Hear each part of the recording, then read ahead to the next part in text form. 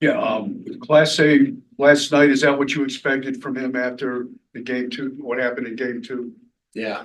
Um, you know, I don't think we even really overthought game two either. Couple singles that found a hole and one good swing. So it wasn't like the guys were just whacking him around where he's like walking guys or giving up a bunch of slug. You know, even yesterday I thought Malloy took a really good swing on a good pitch. But then other than that, I thought he got back to doing exactly what he's doing. He seems so calm out there. Is that how you pick up from him too? He always is. I mean, he throws close pitches that don't get called strikes. He's always laughing out there. So I mean, I think the game moves in slow motion for him. It's one of the reasons he's the best in the world. Seems like it kind of goes without saying, but just what does Quan mean to you guys at the top of the order? I mean, when he goes, we go. That's for sure. You know, the things that our offense was doing early in the year, specifically when he was hitting like 800. He's the catalyst to get on base for Hosey and Nails. So, what he's doing right now is special. It's obviously what he did this year. I think making more of a name for himself, but you really make a name for yourself in the playoffs, and I'm pumped to see him doing that. Can you, as much as you are allowed, I guess, can you take us through like the magic touch Carl Willis has during a mound meeting? He's been there so many times. He comes out with just an attack plan, which is something I've learned from him. And when I do my mound visits, without him, it's just to have a plan. Usually when you're doing a mound visit, either A, your pitcher's struggling, or B, there's you just need to break up some momentum. And you got to assume that pitcher's out there on a lonely island by himself, overthinking things, trying to figure out what to do, or maybe thinking about the wrong things. And in any situation in the big leagues, you just have to have a plan, an attack plan, whether you're on offense or defense. And what Carl does, he goes out there and says exactly like a little recipe for how to get that hitter out in this moment, or maybe this hitter and the next hitter out in this given moment. And it just takes away a lot of pressure from all the other overthinking. So, every time he comes out there, I feel like the guys get more relaxed and more confident in their attack plan. Hedges, it's fitting that this is coming down to a game 5, considering you guys have gone back and forth with the Tigers virtually in every game this season. Yeah, of course. I mean, that's a really good team over there. And I mean, my God, these games have been so much fun. We didn't expect anything less. We knew we were going to get their best ball. And, I feel like we're doing the same thing. So it's going to be a dogfight tomorrow. That's for sure. After game 3, a lot of the conversation was about aggressive managing and, pitching early, and the questioning, I think, was a lot of, what do you say after a game 4 where it seemed like Stephen Vogt pushed all the right buttons and, everything sort of hit, and you guys came through in the big at-bats that needed to sort of come through? I mean, I think wins and losses answer all the questions. I think if we lost that game, you're going to say he made terrible decisions. If we won the game, you're going to say he made brilliant decisions. So that's all it seems to come down to. If we win, you're smart. If you lose, you're dumb. That's kind of how sports work.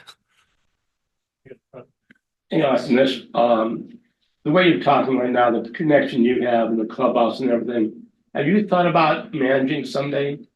I mean, I just want to stay in the game as long as I can. I love the game. I love the day-to-day. I love the clubhouse. I love the boys. I'd like to keep playing as long as I can. I'm going to play till someone taps me on the shoulder and says I'm not good enough anymore. And then after that, we'll see what happens. I mean, like Stephen Vogt was a catcher 2 years ago, and here he is managing. Yeah, absolutely. I'd love to have really any role. Like I haven't really thought too much about it because I know I still got ideally 7 to 8 years of playing left in me. But when that time comes, I mean, yeah, I'd love to do that at some point. Right. It's game 5 of the series. You know this team so well. You've seen them recently so much. How much does your prep for hitters change? Or is it kind of like, no, I'm kind of going over the same notes and the same things, and we've got the same sequences, the same pitches to guys. Is there differentiation from game to game in that for you? Yeah, there is, but I think one of the things that makes us really good, Bo specifically, is watching the game. We go in with a game plan, but most importantly, we go in knowing our pitchers' strengths and how they, how they attack guys when they're at their best. But then we're letting the hitter tell us what they're looking for. There's so much information you can take from every single pitch, whether it's a swing, foul ball, a take, a statue take, a flinch take, is he early, is he late? What did we throw him the at bat before? There's so many things in the game that matter more than, I guess, the game plan. And I think, I try and do a good job of that, but Bo has done such an amazing job at that this year. That I think that's one of the advantages we have in series is that we don't necessarily like predetermine anything. We let the game tell us exactly what to do. And that's what we're going to go and do tomorrow. Following up on that, I mean, obviously you have technology available to you in the dugouts.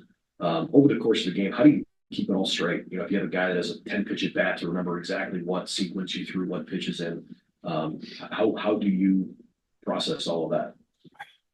I mean, that's just it comes with experience, but it just comes with just like that's our position, that's our job. If you're going to be a catcher in the big leagues, in the playoffs, it's a non-negotiable. You have to be able to do that. That's just like one of the things. If you can't do that, you're in trouble. So it's something that I feel like I've said this a lot, is just we've practiced it all year. We had 162 games of practicing that formula of breaking down and going back and revisiting at bats to remember, how we attacked guys, and then, having constant dialogue in the dugout so we can, remember what has happened and what we need to do moving forward. But it's just a part of our process of practicing it all year. You can read pitchers as well as you read hitters. What separates Skubal from the rest of the pack? He's just got it all. I mean, he's a unit on the mound. He's got crazy deception. He throws 100. He's got 2 different fastballs. He's got wipeout off speed. He's an ultimate competitor. I mean, he's every team's dream to have as your ace. I mean, that's as good as it gets in our league. That you guys are focused and you're even keel or whatever. Have you heard from whether it's friends or family who are just living and dying with every pitch? And I mean, we are. We are too. Don't worry. I mean, just even if we don't show it, we're living and dying with every pitch. I mean, yesterday is as stressful as any game could ever be. And I anticipate the same thing tomorrow, but that's also the beauty of the playoffs is we are living and dying with every pitch, whether we show it or not. It is every single pitch is, means the world to us. So, but it's also the greatest thing ever. Cause, the risk reward is so powerful. You lose, it's going to be so heartbreaking, but when you win and you do it right, there is no better feeling in the world. Any more questions? All right, Austin, thanks a lot for the